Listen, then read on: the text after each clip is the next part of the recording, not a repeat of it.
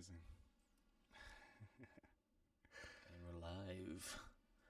Welcome back to school. It is September 4th, 2024. School is in session. The summer is over. It's starting to get a little chilly at night. Oh yeah. And in the morning. This is true. It's kind of nice, honestly. I like a nice fresh morning. Refreshing. Absolutely. Absolutely. My name is Kalden Dhatsenpa. I am the host of Metropolis. And today's guest, the guest for September, well, technically the August episode, but we're a week late, so sorry about that.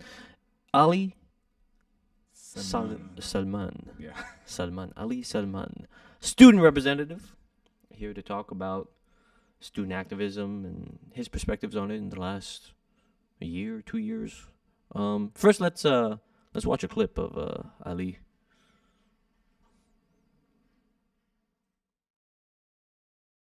We are united to camp to continue this movement that's happening and demand divestment by Concordia and McGill administrations from deals that fund the genocide in Gaza and the colonization of Palestinians in general. McGill and Concordia both have deals with private companies such as Lockheed Martin, BMO. BMO, for example, they have the third biggest investor is Elbit Systems, who is the biggest drone manufacturer for the IDF. Lockheed Martin, they manufacture weapons for the IDF. Even with deals with universities such as Bar Ilan and Tel Aviv universities, they're both universities that participate in the research and development of these weapons that are used on the colonization of Palestinians. That was a clip of Ali Salman speaking to one of our lovely reporters. Do you remember that interview? You remember that day? I do remember it, yes. What was going through your head? Oh, well, I think that was in the early days of the encampment, so it was very, what was going through my head was a lot. Yeah. I couldn't get, it was very chaotic. But it was, I'm glad I gave good answers with this chaos. Yeah, of course. But yeah, it was very chaotic. Yeah. So Ali, you're a student activist, participate in student activism. How long have you been doing that? Well, I've been with the student for the past 1 year and a half, 2 years ish. Yeah. Mm-hmm. So I have been participating here and there in all the student causes and so on. So we've I've it's independently mostly. Right. Of course. Yeah. Of course. And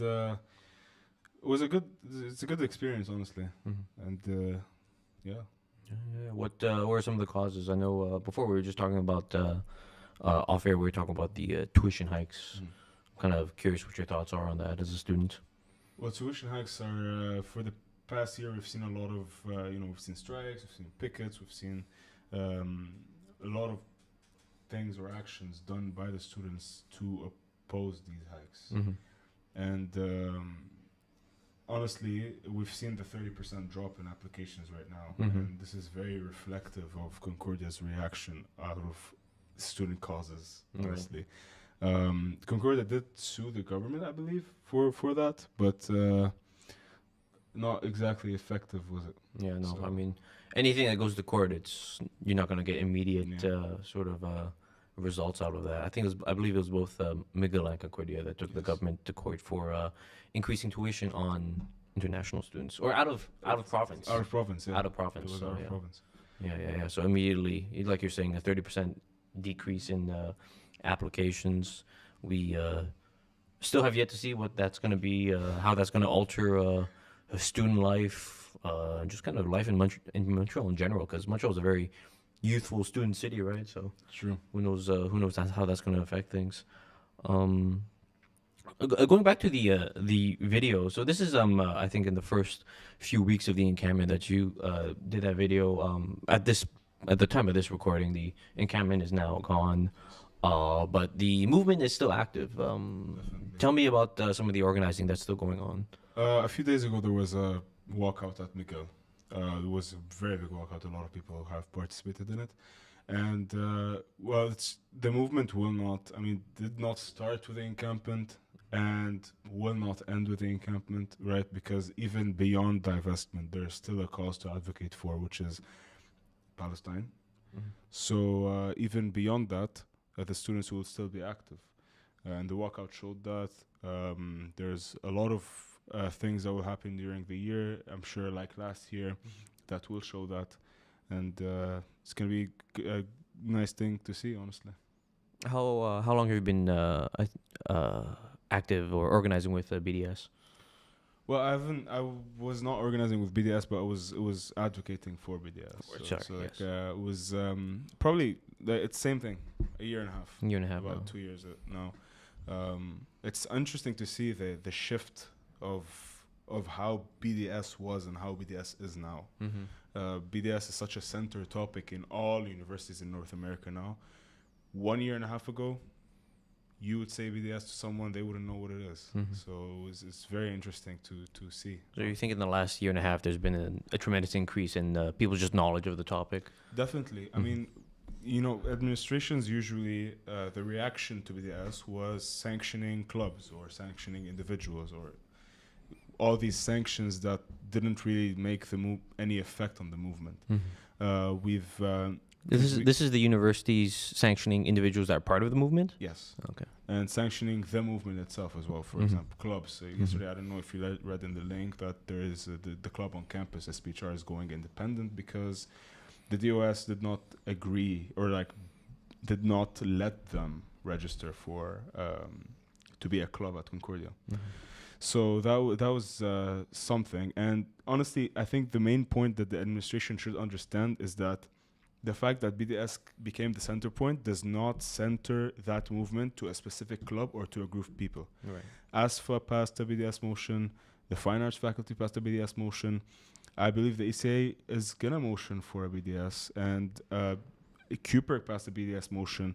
There's a lot of associations and federations and groups at Concordia that have passed a BDS motion. That's more than, if we just count ASFA and Fine Arts, that's about half the student body.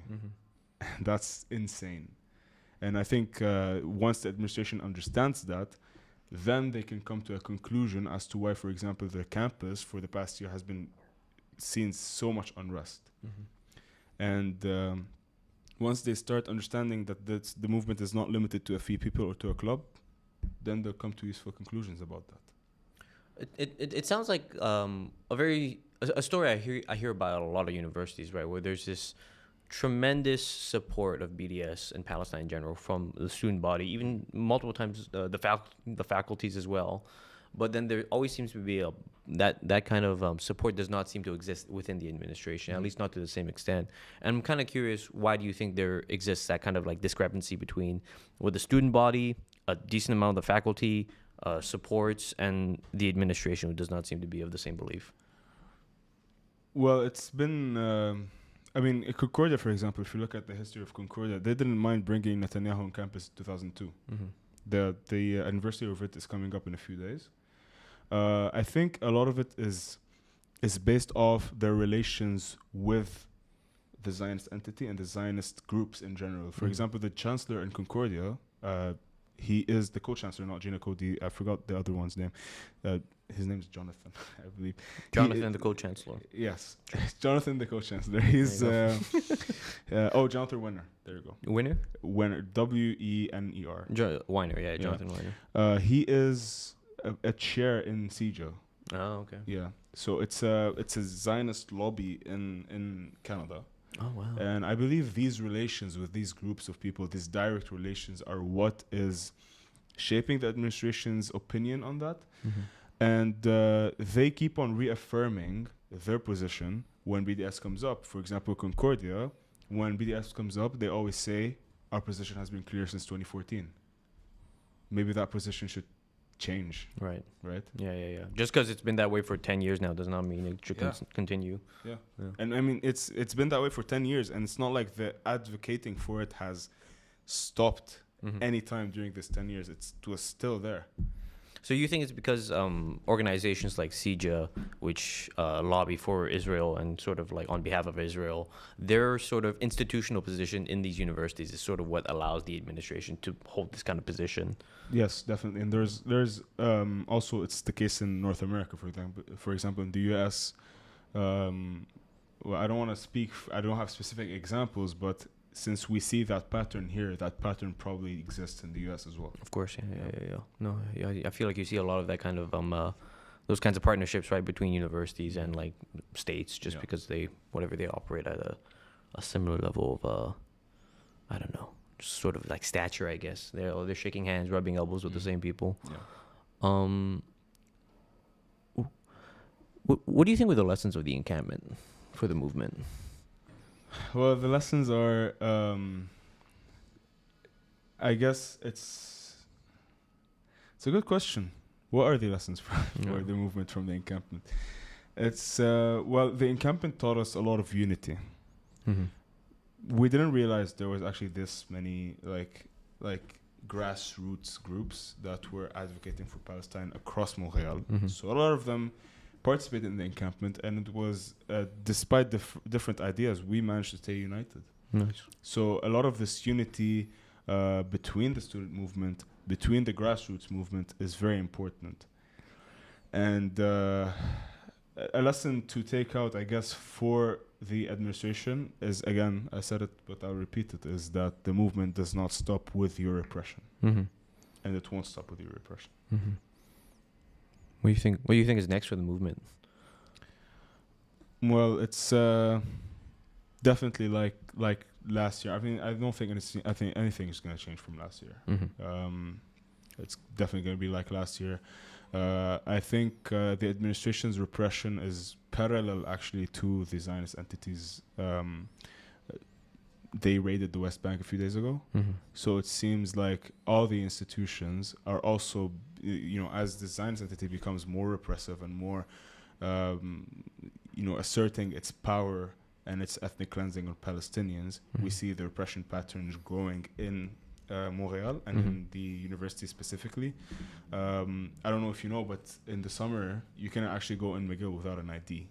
Yes, I heard. Yeah, my mom, who's an alumni there, was trying to bring her niece and my uncle there, but they couldn't. Yeah. Even though they didn't have those, because they were alumni, but they're like, sorry, if you don't have an ID, we're not gonna let you in. So it's it's like a lesson to take to the administration is that, well, clearly your repression patterns are not working. So what now? Are you gonna listen to your students, or are you gonna continue with the useless path of repressing? Mm-hmm. Yeah, I'm kind of curious what how often you come across like naysayers or people who are like sort of against the movement or tactics of the movement. How do you respond to them? From like people who oppose us in general, or from the movement itself? Sorry, people who oppose you in general. Well, we've always had, in every action that organizations have done during the past year, there's always this one person or an organization who's going to come up, say, look at these baby killers. They call us baby killers and terrorist sympathizers, ironically. It's just ignore it. Like, it's useless cause. They don't have a cause to advocate for. It's like what are you doing, right? We have something. We have a target. We have a cause. We have people behind us. The clear majority is very pro-Palestinian and pro what we do. So if you ignore these calls, you're good to go. Is there any kind of frustration? Because you talk about this kind of like clear majority of people, I think like in Quebec and Canada, right, who sort of oppose this kind of violence that we're seeing in like Palestine, and yet, despite that kind of like overwhelming support of the cause, there's always the kind of people in the levers of power, right? Like if we look in Concordia and McGill, those are the administration. If we look at Canadian government, right, the Canadian state is like not really doing much to Legault do himself it all. called on on the encampment to be swept. Right, exactly. And I'm kind of wondering if there's what kind of this is maybe an assumption, maybe a leading question, but I imagine there must be some frustration with that. Definitely. I mean, we've seen such horrible videos and pictures come out of Gaza for the past year. Like, for God's sake, what will it take for governments to start acting up. Mm-hmm. They're saying, oh, like, you know, a lot of their wording is, okay, what's happening in Gaza is horrible. Condemn it. Mm-hmm. Condemn those who do it. Mm-hmm. No. Mm-hmm. Legault called on the himself. He called on the encampment to be swept. It's freedom of speech. Yeah. Your own courts considered it freedom of speech. So it's like the governments are they are hypocritical to the most, like the most extreme sense of hypocritical. They are hypocritical. Mm-hmm. Mm-hmm. What would you say to Legault if he was watching this?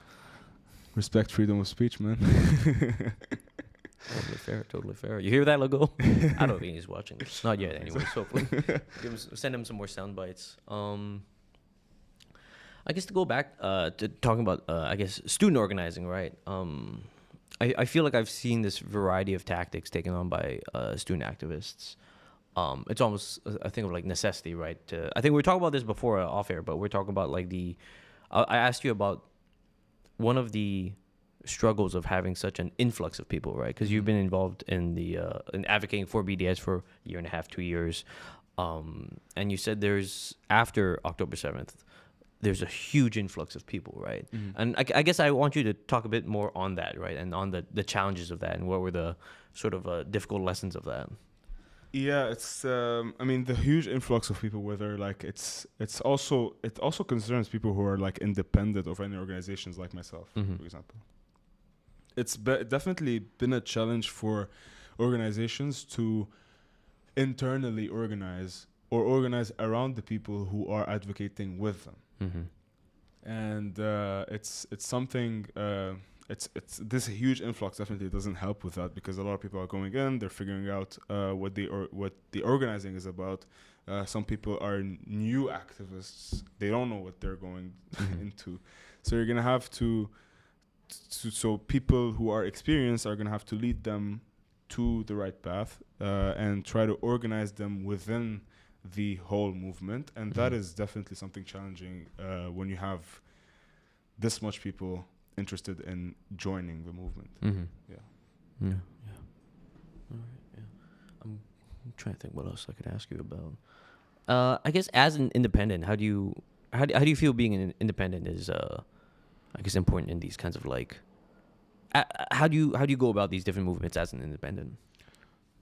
You like it's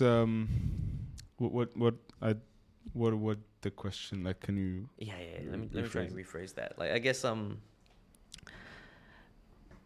as an independent, I'm kind of curious as to your perspective of these movements, right? From that kind of position, then, not as like someone who's like someone who advocates but is not, let's say, like participating in the kind of core organizing. What are some green flags you look for from this kind of like from the organizing or mobilizing of these definitely movements? Unity of the fronts. Mm-hmm. That's something that's undebatable. Mm-hmm. Unity of the fronts, despite differences. All organizations around the world have differences, even if they advocate for the same cause. Mm-hmm. So the unity of the fronts is definitely something that's essential to every movement. And what do you mean by unity of the fronts? The going around the differences that you might have, whether it's differences of tactics, of strategies, and so on and so forth.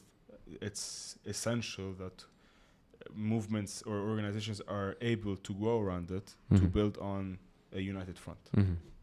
Do you ever what are some forces that you think get in the way of that kind of unity? Like, what are things that contribute towards this unity? Good question. Thank you. That's why I'm the host. I guess a lot of people would stick to their own ideas, so that would lead to extreme results of shaking the unity, if you want, not breaking it, because I don't think it will ever break, honestly, especially in times like this. Right. I don't think unity will ever break, but shaking the unity with extreme conviction of your own ideas is definitely something that works against the unity of the movement. So someone who comes in with kind of like closed ears and just have one thing to say. And that's a very normal thing in all movements, by the way. It's not limited to like tuition hikes or Palestine or so on. Like Right, it's right, all right. movements around the world. Yeah. I guess if some people watching the show want to get involved, right? Like let's say their whole lives they've been kind of like politically inactive, maybe paying a little bit of attention, but now being U students, they want to get involved with some movements, some political chapters, some kind of organizing force. What kind of attitude should they go with? What kind of tips would you give them? Well, I mean, definitely join any organization or any club on your campus that does advocating. Mhm. That helps, Mhm. and that's fantastic. Like that's the way. Mhm. And once, if you don't want to be officially part of any group or any organization, at least try to get close. Try to attend more protests, more rallies, more walkouts, more actions. Get close with the people who are, I guess, known to the movement, and try to be there whenever you're needed. And that's very. By the way, I want to point something out because when we speak of BDS, there's boycott as well. And I want to point out something very important is that some people don't boycott because they, in their mind, it's like, what am I gonna? I'm not the difference. But people should understand, like even in protests, even in rallies, in walkouts, in anything, and it's including boycotts. The result is not individual; it's collective. Right. So once you participate and the others are participating, you're doing a result. And that's exactly the point for boycott, for protest, for walkouts, for any action involving any movement and any cause. Where's some, you want to name some companies that are being boycotted right now? Oh, definitely. I mean, we've there's the usual Starbucks and McDonald's. Tim Hortons is boycott, Krispy Kreme. A lot of the ties are more. There has been indirect ties, but it's essential to boycott because it does make a difference. That seems like one of the, I guess something I've seen kind of growing out of this movement and this kind of thing of boycotting is how interconnected all these organizations are, right? How much like money is being shared, who owns what parts of what. It seems like it's like when you get close to it with with a magnifying glass, you're like, oh, wait a minute. Everyone has their hands in everyone else's pocket. Everyone is helping fund whatever thing or other, and it shows just how interconnected this web of like finance is. I find that supports apartheid. It's actually crazy because I was gonna bring that up. It's a really good point. Again, we've support your local businesses. Like I saw you drinking Miriad, for example. That's a local business. It's a local business. It's a business owned by people here. Yeah, this is not an advertisement, but it's an it's a way of finding another. that is an advertisement. It's a way of supporting local, of not supporting. I know it's a lot, especially in this cause. It's a lot. Like when you look at the list of companies, my lord, it doesn't end. Yeah, like it's huge. But support your local businesses. There's always local alternatives. Do it. Yeah. Chances are your local coffee shop is not funding Zionism. Hopefully. Yeah. Oh my God. What do we have after?